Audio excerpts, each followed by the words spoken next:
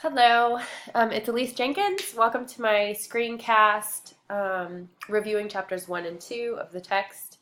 Um, so chapter 1 largely focuses on, well, as the title of the chapter would suggest, talks a lot about multicultural education and provides some context on the framework and discusses the three theories that are at work and that multicultural education is built upon. So it talks about the ethic of care, Notting's ethic of care, Vygotsky's sociocultural theory of learning, and then Dewey's education for democracy.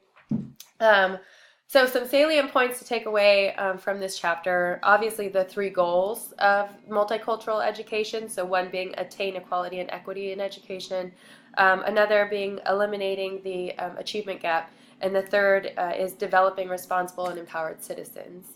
Other salient ideas in the chapter, for me anyways, were that all teachers need to recognize that they have their own prejudices. So we need to recognize what they are and then work to keep them from interfering in the classroom and interfering with honoring the diversity in the classroom.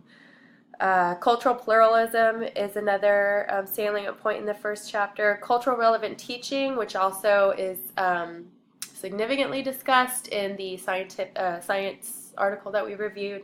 And then lastly, although there is so much more in this chapter, but for time's sake, I'm going to leave it at this last salient point is that teachers are cultural mediators. So this is actually discussed in the Chapter 2 review clip, the YouTube clip, but it's also mentioned in Chapter 1, and I think that it's an important point in Chapter 1 as well. So Chapter 2 dives deep into this concept of culture and covers things like it covers the difference between implicit and explicit culture. It talks about the three different levels of culture, and all in essence to say that culture is not easily defined. It is not singular. People belong to a culture, but also different subcultures as well. And because addressing culture and multicultural education is so important in the classroom, it's important that we as educators learn our students' culture and not just what we can see, not just what's above the tip of the iceberg as referenced in the clip,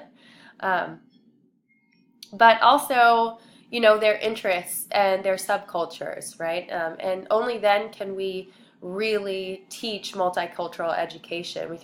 We can only embrace our students' culture if we really truly know what they are. So taking a genuine interest in our students, learning of their cultures at all three levels, and the varying subcultures as well. So that's in a nutshell chapter 2. There were some other salient points in this text as well, but I think that pretty much sums it up for me.